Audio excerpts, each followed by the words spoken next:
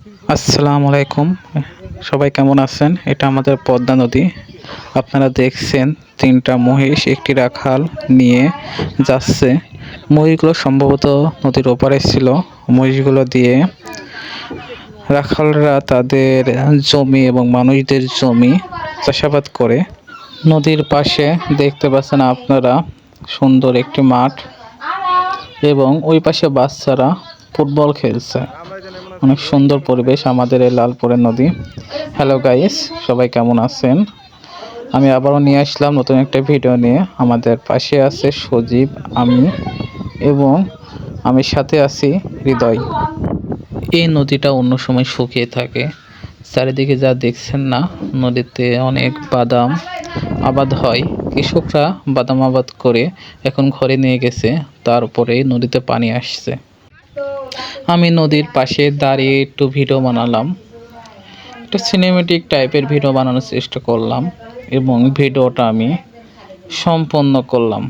তারপর আপনারা দেখছেন একজন জেলে, সে খুলসুন পাচ্ছে, গ্রামের ভাষায় এটাকে খুলসুন বলে।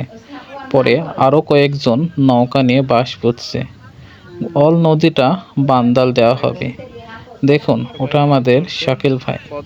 শাকিল ভাই মাছ ধরার জন্য জালগুলা পরিষ্কার করছে এবং ওই যে বাঁশগুলো পোতা হয়েছে ওই বাঁশগুলো দিয়ে জাল দিয়ে মাছ ধরবে। কত সুন্দর দেখুন।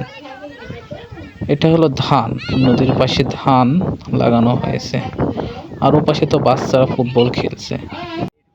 এমন সুন্দর পরিবেশ শুধু গ্রামে দেখা যায়। নদীর পাশে অনেক যুবকরা বসে আছে, সবাই আড্ডা দেয়।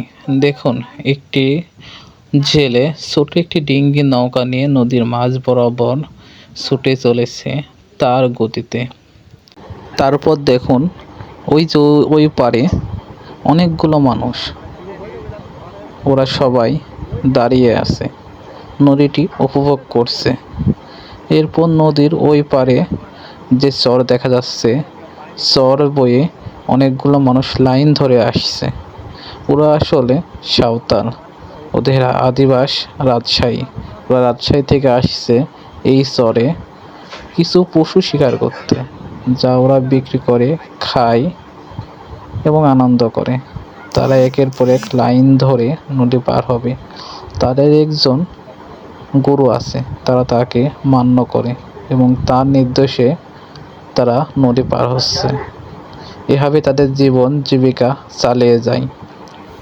ধন্যবাদ সবাইকে। আমাদের চ্যানেলটি সবাই লাইক এবং সাবস্ক্রাইব করে পাশে থাকবেন।